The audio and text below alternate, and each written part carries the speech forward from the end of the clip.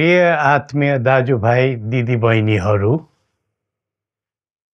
हामी नेपालीहरूको घर आँगनमा नयाँ वर्ष 2082 आइपुगेको छ।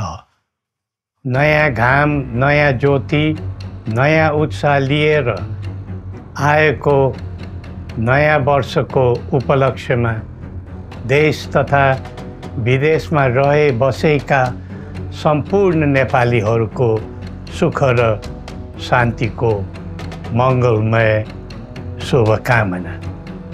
हरेक नयाँ वर्ष नूतन आशा र विश्वास बोकेर आउने, तर वर्षको बिदाईमा एउटा घनघोर निराशाका बीच हुने गरेको धेरै साल भयो। समाजका विभिन्न दल, वर्ग र जन समुदायले आफ्नो धारणा, आस्था तथा अभिव्यक्ति राख्न पाउनु प्रजातन्त्रको सुन्दर विशेषता हो। तर त्यस्तो धारणा र मान्यता प्रस्तुत गर्दा सबैले संयम अपनाउनु पर्दछ। केही दिन अघि जनप्रदर्शनमा जुन प्रकारको हिंसा, आगजनी, तोडफोड भयो, त्यसबाट जस प्रकारको मानवीय एवं भौतिक क्षति भयो, त्यो सुन्दा हामीलाई अत्यन्तै दुःख लाग्यो। नागरिक स्वतन्त्रता भन्दा ठुलो तन्त्रवाद हुँदैन।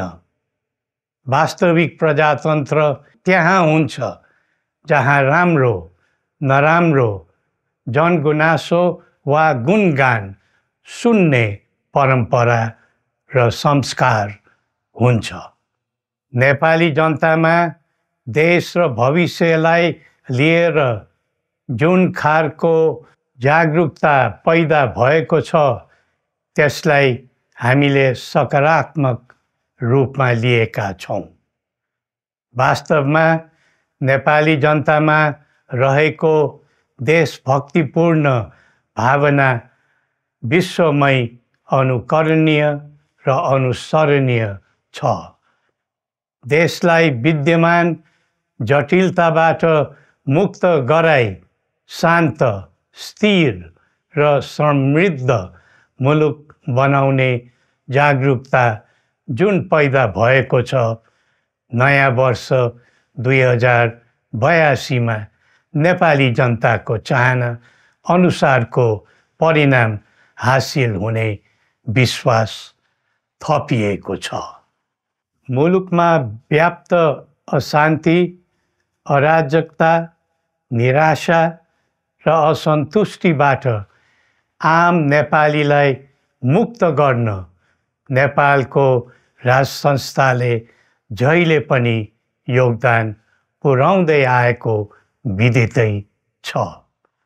राष्ट्रियता र प्रजातन्त्रलाई मूल कार्य मान्दै जनभावना बमोजिम चल्ने बहुदलीय प्रजातन्त्र र संवैधानिक राज संस्थाको परम्परामा हाम्रो मान्यता रही आएको छ। वर्तमानमा बदलिँदो जनचाहनाको पनि कदर गरी राज्य शक्तिको स्रोत जनता नै हुन् भन्ने मन्जुरी सदैव स्थापित हुनु पर्दछ।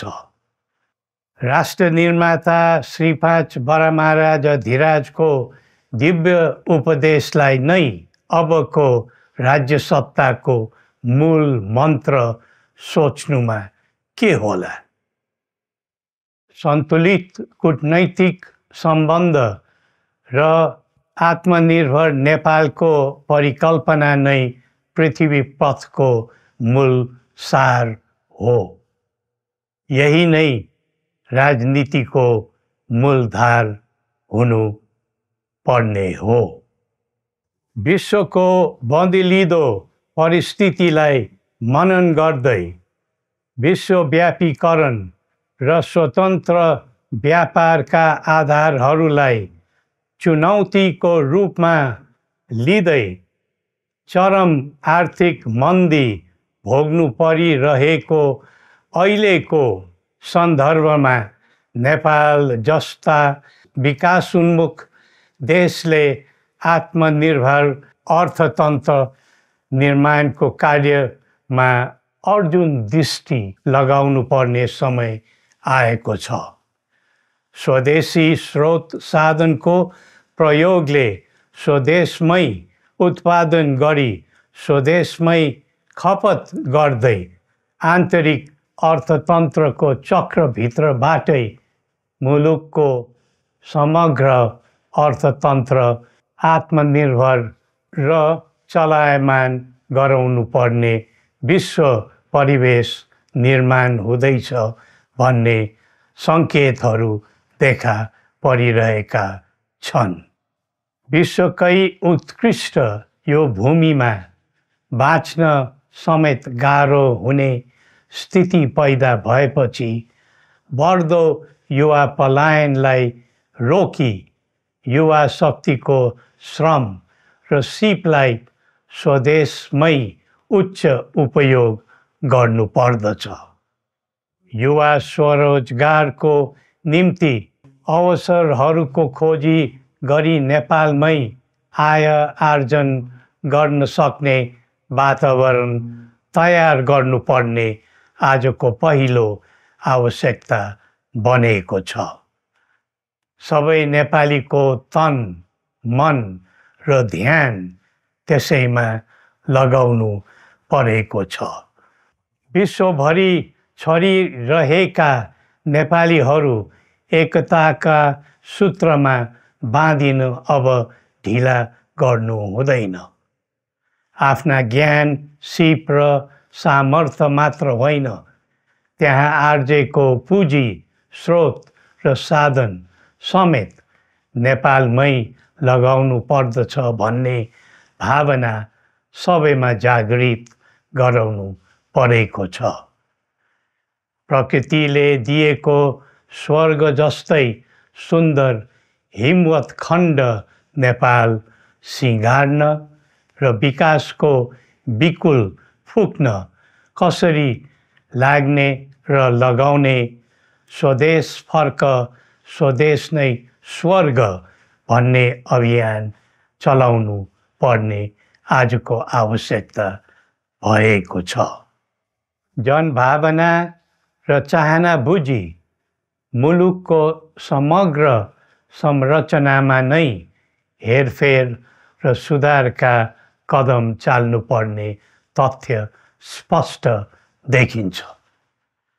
शिक्षा, स्वास्थ्य र दैनिक कामकाजका पद्धति र प्रणालीहरूमा आमूल परिवर्तन र सुधार गरी यिनको आधुनिकीकरण अनिवार्य भइसकेको छ।